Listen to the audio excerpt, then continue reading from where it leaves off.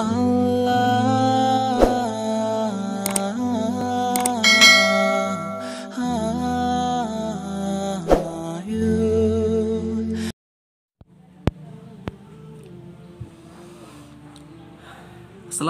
warahmatullahi wabarakatuh.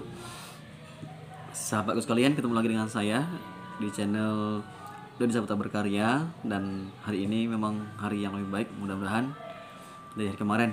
Nah, untuk para mahasiswa dan para pecinta pendidikan di seluruh Indonesia dan dimanapun Anda berada, semoga hari ini senantiasa kita isi dengan hal-hal yang positif, hal-hal yang terbaik, dan kita juga bisa berkontribusi terus untuk bangsa dan negara kita ini. Oke, untuk video kali ini saya akan membahas tentang masih mahasiswa ya, dunia mahasiswa, karena sekarang ini masih banyak mahasiswa yang pada kebingungan di persimpangan jalan. Mereka mau kemana nih arahnya? Ya, karena di dunia luar kampus, di dunia di sekitar kampus itu memang dunia yang sangat-sangat ini ya, sangat-sangat butuh-butuh jalan-jalan yang bagus, yang tepat. Bagaimana kita bisa mengenali dunia luar kampus dengan segenap ya isinya gitu ya. Nah, maka dari itu untuk video kali ini saya akan membahas tentang apa saja ya mahasiswa dan dunia di luar kampusnya. Ada apa di situ? Karena jangan sampai jadi mahasiswa kemudian yang tahu cuman kampusnya saja gitu ya. Jadi kita harus juga tahu tentang bagaimana kehidupan di luar kampus ya, baik itu siang maupun malamnya. Nah, oke, sebelumnya bagi yang belum subscribe silahkan tekan tombol subscribe dan juga jangan lupa bunyikan loncengnya agar dapat notifikasi setiap kali saya upload video-video terbaru. Dan juga silakan teman-teman tuliskan apa request untuk video berikutnya, untuk konten berikutnya di kolom komentar. Oke ya. Terima kasih sudah subscribe ya. 5 4 3 2 1. Thank you. Dan nanti jika selesai nonton video ini, jika bermanfaat silakan juga di-share. Oke, kita sambung lagi. Untuk kehidupan dunia di luar kampus ya. Jadi mahasiswa ini juga harus tahu bagaimana kehidupan di dalam kampus dan juga di luar kampusnya.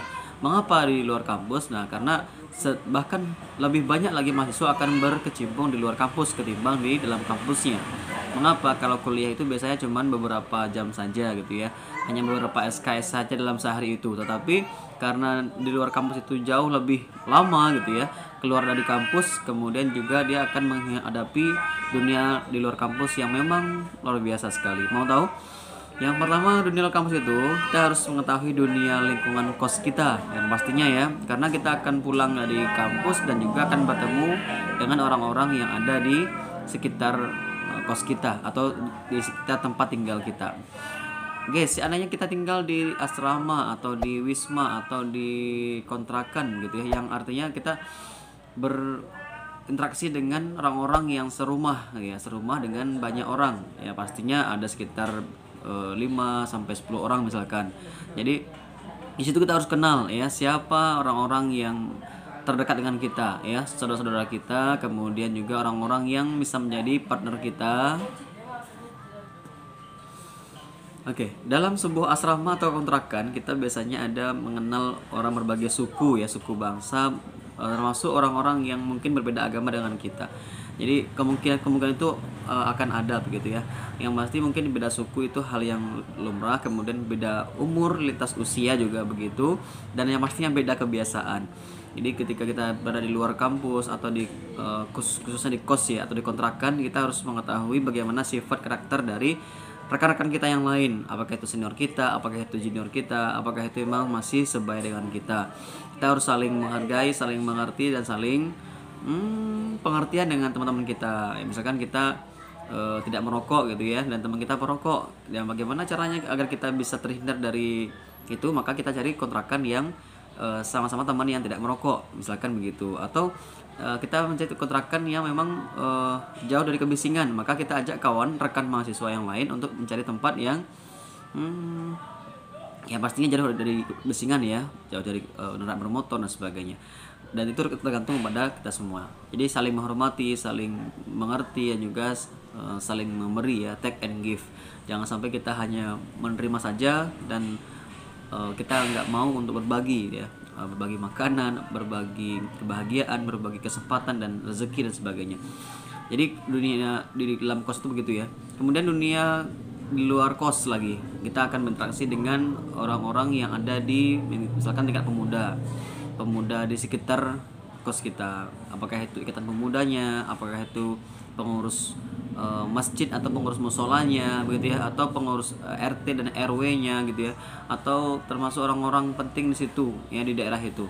Jadi kita tidak boleh ini ya suka hati kita ya, semau gue atau semau kita, tapi kita harus bisa berinteraksi dengan orang-orang yang ada di sekitar kontrakan, di sekitar kos, apakah itu Pak RT-nya atau Pak RW-nya, dan juga perangkat-perangkat yang ada di situ, pengurus-pengurusnya dan sebagainya.